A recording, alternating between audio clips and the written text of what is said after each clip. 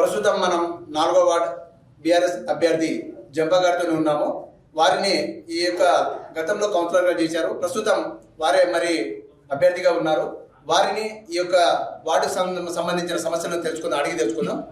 నమస్కారం అండి జంపా గారు. నమస్కారం. మీరు 4వ వార్డులో గతంలో మీరు మున్సిపల్ అభ్యర్థి మన కౌన్సిలర్ అభ్యర్థిగా చేశారు. చేసిన అభివృద్ధి ఏంటిది? నేను గతంలో నన్ను 4వ వార్డు ప్రజలు ఎన్నుకోవడం జరిగింది. వారందరికీ నా యొక్క పాదాభివందనాలు.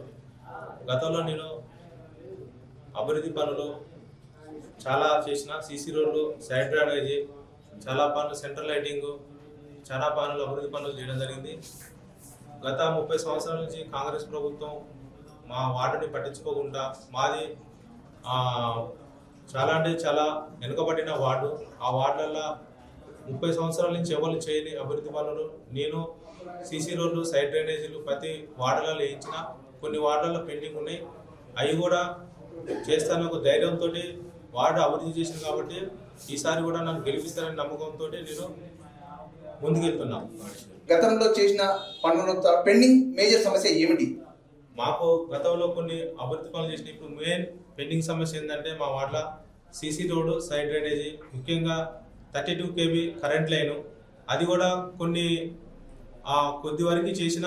ఇప్పుడు నన్ను గెలిపించిన తర్వాత దాన్ని కూడా పూర్తిగా తీసేస్తానని ధీమాతోని మా దయన్న కూడా చెప్పడం జరిగింది. ఖచ్చితంగా ఈసారి గెలిచిన తర్వాత 32 kV లైన్ కూడా తీసేస్తానని బలంతో చెప్తున్నాను. ప్రస్తుతం మీ వార్డు ప్రజలకు ఏమని హామీ ఇస్తున్నారు? ఓటు ఎలా అర్జిస్తున్నారు?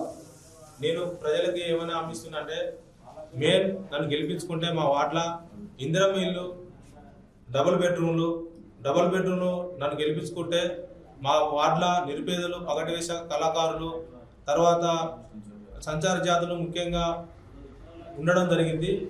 నేను గెలిచిన తర్వాత 25 ఇల్లులు పగటివేష కళాకారులకి మరియు సంచార జాతులకే పెట్టడం జరుగుతుందని నేను మనస్ఫూర్తిగా కోరుకుంటున్నాను. అట్లా చేస్తా కూడా ఇప్పిస్తా కూడా వాళ్ళకే. మేజర్ సమస్య ఏంటంటే మా వార్డులో కరెంట్ లైన్ ఒకటాను, మంచినీళ్ళ సమస్య విపరీతంగా ఉన్నది. మాకు మంచినీళ్ళ సమస్య మీద చాలా అంటే చాలా ప్రజల ప్రచారంలో నాకు ప్రతి ఒక్కరూ మాకు మంచినీళ్ళ సమస్య గుర్తించండి, మాకు ప్రతి ఇంటికి వాటర్ రావాలని చెప్పడం జరుగుతుంది. దాని మీద నేను ప్రత్యేకంగా దృష్టి పెట్టి ప్రతి ఒక్కరికి మంచినీళ్ళు అందేలా చేస్తా. ఆ మంచినీటి సమస్యను కూడా పరిష్కరించే విధంగా పోతున్నా. కాంగ్రెస్ ప్రభుత్వం వచ్చి 2 సంవత్సరాలు అయినా కూడా కనీసం వార్డులల్లో ఎలాంటి సమస్యలు ఉన్నాయో కూడా వచ్చి ఎమ్మెల్యే గారు తిరిగిపోలేదు. ఇవాళ ఎన్నికలు అనగానే ఈరోజు వచ్చి వరాల జలు కురిపిస్తుంది. అవన్నీ అబద్ధపు ప్రచారం అని ప్రజలు తిప్పి కొడుతున్నారు.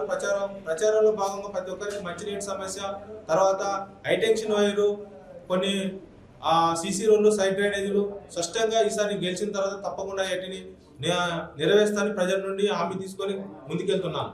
మీకు మీ ప్రత్యర్థికి మధ్య వ్యత్యాసం ఏంటి? మా ప్రత్యర్థి అంటే నేను చేసిన అభివృద్ధి పనుల మీదనే నేను వెళ్ళడం జరుగుతుంది. నాకు ప్రత్యర్థి అంటూ ఎవరు లేరు. నేను చేసిన అభివృద్ధి నన్ను విజయ బాటలో నిలిపిస్తుందని నేను అనుకుంటున్నాను. నాకు ప్రత్యర్థి అనేటోళ్ళు 4వ వార్డులో ఎవరు లేరు. ఎందుకంటే గత 30 సంవత్సరాల నుంచి ఎవరు పట్టించుకోలేదు. కనీసం పగటి వేసకాల కాలనీ కానీ, ఇటు సైడ్ పోతే సాయినగరే కానీ, ఇటు రాజీవ్ నగరే కానీ, కొన్ని ఏరియాలలో 30 సంవత్సరాల నుంచి పందులు బొర్లుతున్నా కూడా ఎవరు పట్టించుకోకుండా ఉన్న బజార్లను కూడా దయన్న సహకారంతో నేను సీసీ రోడ్లు, సైడ్ డ్రైనేజ్ చేయడం జరిగింది. నాకు ప్రత్యర్థి అంటే ఎవరు లేరు. నాకు ప్రజలే నాకు అత్యంత సన్నిధులు. వాళ్ళ బలంతోనే అభివృద్ధి చేసిన ధీమాతోనే నేను పోయి ఓటకు అడగడం జరుగుతుంది. నాకు ప్రత్యర్థి ఎవరు లేరు. నాకంటూ ప్రత్యర్థి ఎవరు లేరు. ప్రజలంతా నా సన్నిహితులు. పెండింగ్ ఉన్న కొన్ని నామమాత్రం ఉన్న పనులని నన్ను గెలిపిస్తే నేను చేసి పెడతానని చెప్పేసి నాకు గుర్తింపు ఉంది అంటూ మహబూబాబాద్ జిల్లా న్యూస్ వెంకన్నతో రాజేందర్.